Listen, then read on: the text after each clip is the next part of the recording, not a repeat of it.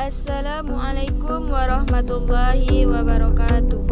Perkenalkan, nama saya Radia, jurusan Tadus IPS kelas 1B, mahasiswi di UIN Suska Riau. Di video kali ini, saya akan menjelaskan tentang landasan politik IPS dalam mata kuliah Landasan Pendidikan IPS. Sebagai dosen pengampu adalah Bapak Nurdiansyah, MPD.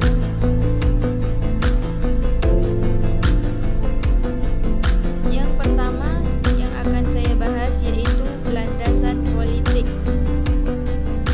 Landasan politik memberikan sistem gagasan-gagasan mendasar untuk menentukan arah dan garis kebijakan dalam politik pendidikan dari pendidikan IPS.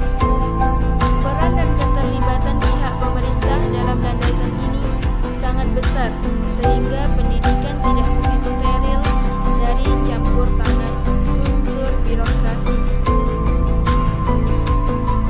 Yang kedua, kebijakan politik pendidikan pemerintahan di Indonesia. Ada 4 kebijakan politik. Yang pertama, kebijakan politik pemerintahan masa pra-kemerdekaan. Yang kedua, kebijakan politik pemerintahan masa Orde Lama. Yang ketiga, kebijakan politik pemerintahan masa Orde Baru. Dan yang keempat, kebijakan politik pemerintahan masa reformasi. Kebijakan politik pemerintahan masa pra-kemerdekaan. Pada masa pra-kemerdekaan, kebijakan politik pemerintahan berada di tangan penjajah Belanda. Pada masa itu, Belanda menerapkan politik diskriminatif terhadap rakyat jajahannya, terutama terhadap umat Islam. Belanda sangat mencurigai dan tidak suka akan keberadaan pendidikan Islam yang diselenggarakan di pesantren-pesantren, madrasah-madrasah, dan sebagainya. Dalam keadaan demikian, maka politik pendidikan yang diterapkan umat Islam adalah bersikap non-kooperatif dengan Belanda. Umat Islam menyelenggarakan kegiatan pendidikan dengan sistem sekolah yang diselenggarakan oleh organisasi-organisasi Islam seperti Muhammadiyah, Nahdlatul Ulama, Persatuan Islam, dan lain-lain. Di lembaga tersebut diajarkan pengetahuan agama, pengetahuan umum, nasionalisme, patriotisme, dan lain-lain. Yang kedua, kebijakan politik pendidikan masa Orde Lama. Implikasi dari kebijakan politik pendidikan pada waktu ini adalah terbentuknya masyarakat yang berjiwa nasionalis dan berpatriot Pancasila. Kebijakan politik tersebut sejatinya berupaya menjadi win-win solution dengan mengakomodasi semua kepentingan. Di sini terjadi pengakuan terhadap keanekaragaman baik budaya, seni, maupun agama. Pada dasarnya, upaya membangun nasionalisme melalui pendidikan relatif berhasil. Hanya saja kurang diimbangi dengan kebijakan yang lain, sehingga kemelut bernegara selalu ada di masa tersebut. Pada masa ini, politik pendidikan Islam lebih diarahkan pada upaya memperbaharui dan memperbanyak lembaga pendidikan Islam yang lebih bermutu sejalan dengan tuntutan zaman. Yang ketiga, kebijakan politik pemerintahan Orde Baru. Di masa ini, jalur birokrasi sebagai sebuah kepanjangan tangan dari pusat sangat kental. Orang-orang daerah didoktrin sedemikian rupa sehingga menjadi kader-kader yang yes man, selalu patuh buta terhadap kepentingan pusat. Akibat yang terjadi dari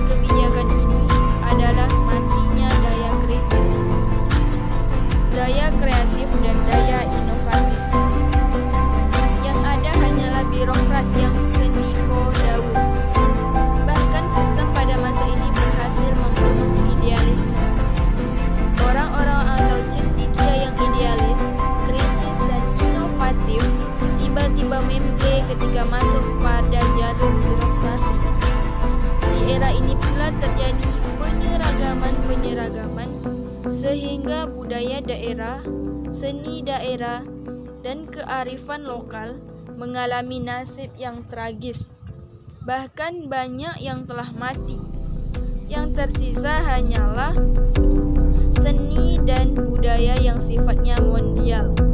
Bahkan istilah Bhinneka Tunggal Ika yang sejatinya bermakna berbeda-beda tetapi satu jua telah dimaknai menjadi sesuatu entitas yang seragam, yang serba seragam. Keempat, kebijakan politik pemerintahan masa reformasi. Pemerintahan reformasi ditandai oleh berkembangnya wacana demokrasi. Mahasiswa sudah memiliki kebebasan yang luar biasa. Mereka dapat merancang berbagai program sesuai dengan aspirasi yang berkembang. Kebijakan ini ditandai dengan dikeluarkannya Undang-Undang Sistem Pendidikan Nasional Nomor 20 Tahun 2003. Di era reformasi ini penekanannya terletak pada desentralisasi dan demokratisasi.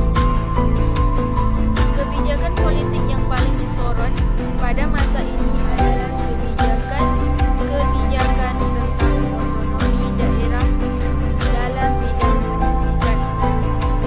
Penerapan kurikulum yang berganti-ganti hingga yang diterapkan saat ini yaitu kurikulum tingkat satuan pendidikan yang sering disebut KTSP. Dan pro dan kontra yang terjadi pada pelaksanaan ujian nasional. Selanjutnya, tujuan pendidikan politik dan peranan insani. Tujuan pendidikan dan pengajaran di Indonesia adalah membentuk manusia susila yang cakap dan warga negara yang demokratis serta bertanggung jawab tentang kesejahteraan masyarakat dan tanah air berdasarkan asas Pancasila dan Undang-Undang Dasar 1945. Tujuan pendidikan politik Indonesia adalah menampilkan peranan insani atau human setiap individu yang unik selaku warga negara dengan jalan mengembangkan potensi dan bakat kemampuan semaksimal mungkin. Yang kedua, agar mampu aktif berpartisipasi dalam proses politik untuk membangun bangsa dan negara. Yang terakhir, pengaruh politik terhadap implementasi kurikulum di Indonesia. Politik dalam sistem pendidikan nasional Indonesia pada anggaran pendidikan dan sumber daya pendidikan. Selain itu, politik juga berpengaruh terhadap perubahan kurikulum. Berdasarkan kronologis historis, kurikulum pendidikan nasional telah terjadi perubahan kurikulum dari tahun 1947 hingga tahun 2013. Perubahan kurikulum tersebut ternyata terjadi saat ada perubahan kondisi perpolitikan di Indonesia.